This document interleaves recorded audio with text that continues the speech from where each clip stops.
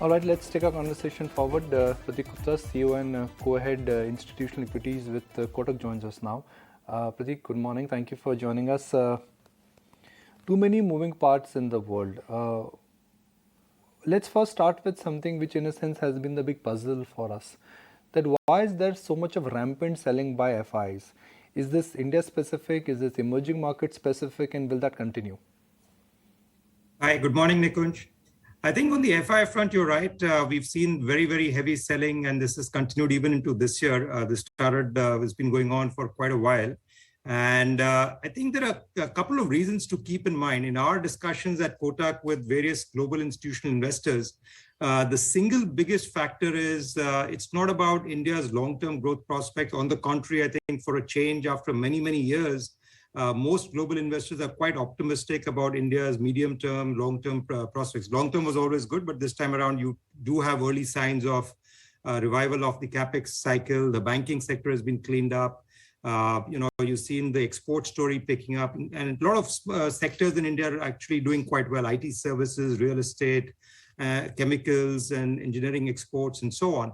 However, the single biggest issue has been that the way the market has held up, or in fact, actually outperformed last year, India was the single best performing emerging market last year amongst the large EMs. And this year also, we started out with a fairly high valuation range. We were trading at the start of the year about 22 times FY23 earnings. And even now, despite the somewhat of a correction we have seen right now and a modest increase in earnings upgrades, we're still trading at about 20 times FY23 earnings, which is actually not cheap considering the risks involved as far as India is concerned. Specifically, for example, recently you've got the Russia-Ukraine crisis, which has resulted in a spike in oil prices. Second, we have things like the UP election. We have potentially a Fed rate cycle, which may turn out to be far more aggressive than what the street is expecting. So that's impacting overall risk appetite in general. And then you have the usual concerns about the monsoons and what if the virus new variant comes in later on and so on. But I think really it's more about overall decline in risk appetite and switch away from India into China. Most global investors, EM investors we speak to, they're actually switching away from India into other markets rather than, and frankly, at these valuations, they don't find India particularly attractive. You're seeing some rotation from some sector to another or one stock to other, but in general, the net flow still remains quite negative. And we think, unfortunately, that this trend will sustain for some more time in the short term. So you are of the view that the selling what we've seen from foreign investors, that is unlikely to relent. I mean, we could be in for more pain, $5-10 billion more can still get out. Yeah, that's right. Yeah. Where do you see the risk-reward ratio meeting then?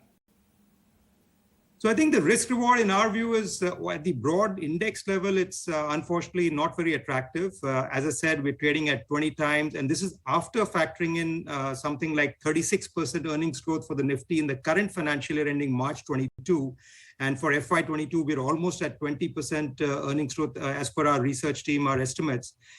So despite that, we're at 20 times. So let's say, there's a positive surprise and the economy grows a bit faster and so on. Even then, we'll be at 18, 19 times, which is still not cheap. And keep in mind that interest rates are generally headed globally as well as in India headed higher. So that also puts some sort of valuation pressure on the equity markets. So really, it's oil, and oil is the last big fly in the ointment. I mean, and that's one reason why lately we've seen some sort of decline in activity, wherein if the geopolitical situation could turn on a dime, if suddenly, the tensions ease off in Russia, Ukraine, and oil prices collapse to, let's say, $75-80, that could temporarily lift India, and you could see some, pause in the FII selling that we've seen. We may even see a little bit of buying for all we know. But there are a lot of risks out there, which are likely to keep the market sort of range bound, and maybe we see some short-term risk to the market. So from a risk reward perspective, I think the short term is not very attractive, but I think from a medium term, 1 year plus perspective, we would still recommend, betting on the India growth stories. We are still sticking to the themes of what we we mentioned in the past, which is, for example, the banking space, the Capex plays, and some of the consumer discretionary and some of the IT export companies and so on.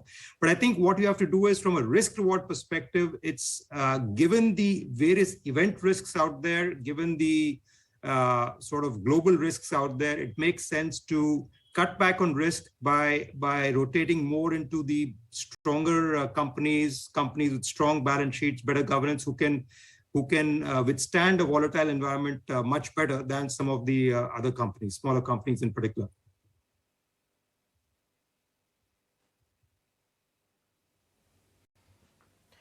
Good morning. So when you just talked about the themes that you still like, I couldn't help but notice that metals and auto were not mentioned, and neither were pharmaceuticals. Are you avoiding those sectors? So autos actually, as far as autos is concerned, you have to break it up. And last year we were actually more bullish on the auto ancillaries than the auto OEMs. This year, I think we got to flip it around, where the auto ancillary stocks, either they've had a very good run, like some of the EV plays, which we liked last year. So there the valuations have become very expensive. Or we're beginning to see even the auto ancillary companies, especially many of them have operations in Europe, they're getting very badly impacted by the spike in European energy costs and the sharp increase in logistics costs and logistics supply chain issues and so on. So the auto ancillaries is one segment we would be cautious on right now. But the auto OEMs, we still remain somewhat negative on the passenger vehicle segment. But we continue to now like the commercial vehicle segment, that is still quite good. We remain negative on the two-wheeler space, except for some of the export-oriented two-wheelers. As far as, I think you mentioned pharmaceuticals, that one, it's still a sort of neutralish area. It's very, you have to be sort of stock selective. We prefer the pharma API companies in general, but the US FDA issues, the generics pricing pressure, that's sort of easing off, but valuations are still sort of middling. They're not really attractive as yet. So the pharma sector has underperformed, and in the short term, it may do better if the market comes off a bit, but but we're not. We still prefer the domestic cyclical plays in general.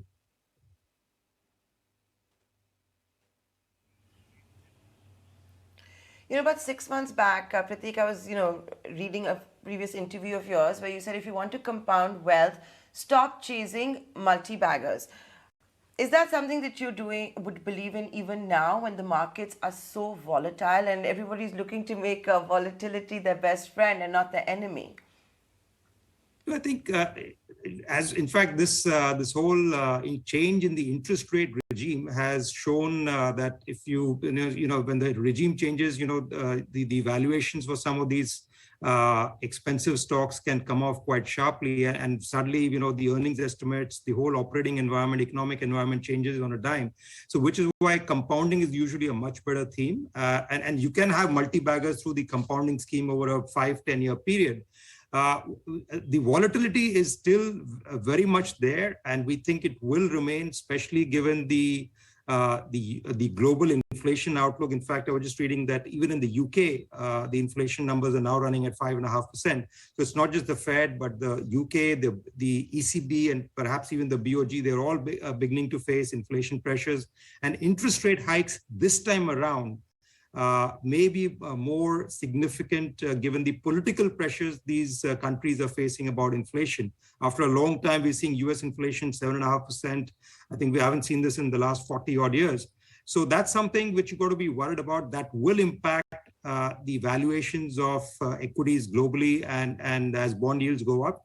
I guess there is a question mark around how sustainable the rate increases will be. At what point will the Fed back off if there is a sharp correction in the equity markets? This time around, we think the pain threshold will be a lot higher, and they will need a much bigger equity correction than in the past, given that inflation has become a political problem now.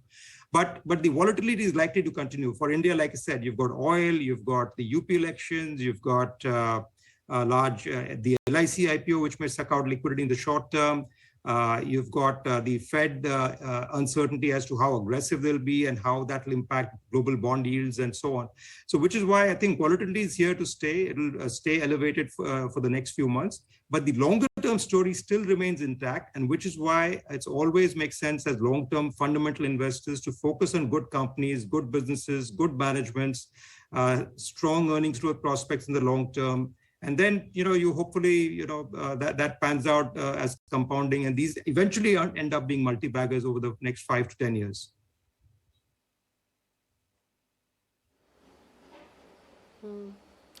Pratik, just picking up on the point that you were earlier making, I don't think the debate is about whether to chase multi-baggers or compounders. It's about whether the current lot of compounders would remain compounders for a long, sustainable time. I mean, does a Reliance, HDFC Bank or a TCS get dethroned by any other in this fast, disruptive world and the unprecedented 2-year rally that we've had? You're right. I think you have to keep on looking for new companies which will perhaps grow faster, and which is why I said the private banks I think still look good.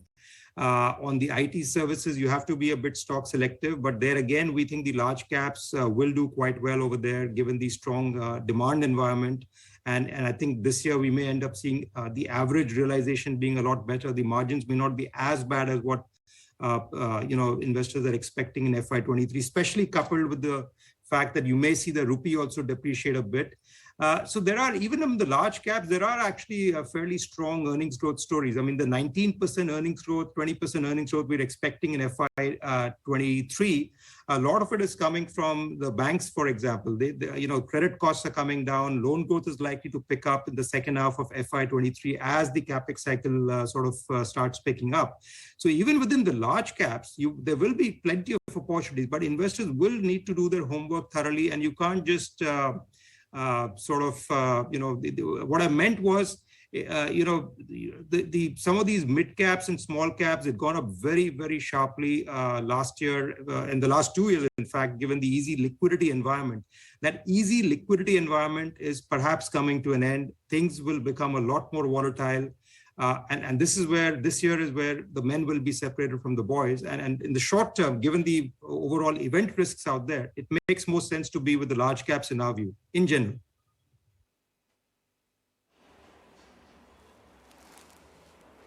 Sure. Pratik, where do you see disruption playing out? And, I'm not talking about the larger pool of the newly listed universe, but while technology, of course, is getting democratized and it'll have a large role to play in this entire wave of disruption, but just sectorally, where do you think in the next 1 to 2 years would you find a diverse change? So I think, as you rightly said, the biggest disruption will come from technology. And a couple of areas I can point to is, for example, blockchain. When that comes in, let's see what that does to some of the companies which are providing, services to mutual funds and exchanges and so on. Exchanges themselves, let's see what happens over there. But I think in general, the better managed companies, the more forward-looking managements, they're actually adapting to technology quite well. You take banks, for example. Initially there was a big threat that the fintechs are going to come in and eat their lunch. But as it's turning out, the banks, at least the large private banks and even 1 or 2 of the large PSU banks, they're really dramatically increasing their technology spends. And frankly, I think when we look back 2-3 years out, we will sit back and realize actually, these private banks and some of these PSU banks, they fought back really well. They upped their game and they've really leveraged technology and managed to fight back the fintechs. But yeah, fintechs is one area, the consumer finance area, the consumer-facing NBFCs, those which are not very tech savvy, some of the smaller private banks, so the PSU banks, which haven't really upped their game on the technology front, they could be quite vulnerable to disruption. I guess some of the, the multiplex theater companies, there's always a risk of OTT platforms disrupting them. But I think there's also could be disruption in the way some of the consumer companies or, the distribution channels, they may get disrupted with all these large e-commerce players from an Amazon to Reliance, Jio, and so on. Everybody's trying to link up all these Kirana stores and so on. So that could lead to disruption for the FMCG companies in the very long term. The media companies across the board, there's a lot of disruption coming through. Advertising dollars are moving away from print and even TV to social media, and online. So that could be quite disruptive. Even within the IT companies, we're seeing disruption within their respective domains, where the traditional application ADM sort of business is getting disrupted, and things are moving more rapidly to digital. So I think every company, we are in a world where things are going to keep on changing quite dramatically in the next 5-10 years. And that's why you have to be extremely careful how you actually play out. And the best thing is you buy companies where managements are very clued on and willing to adapt and change. In fact, the other theme of disruption is also not just technology, it's also ESG. In fact, our Kotak Cement analyst has just put out a very good note talking about how ESG could potentially lead to significant changes over the next 5 to 10 years. Indian cement companies, Indian steel companies, they'll have to adopt slightly more capital intensive manufacturing processes to reduce their carbon emissions. So that also will lead to a lot of disruption, and they'll have to compete globally in the world. So there are a lot of factors which will cause disruption, and it's not the way it used to be last 10, 15 years, where you could just simply ride a cycle. There is a lot of disruption coming, and companies which are investing in advance, which are sort of adapting themselves, those will be the winners, not the ones who are sitting on past laurels and just hoping for a cyclical rebound.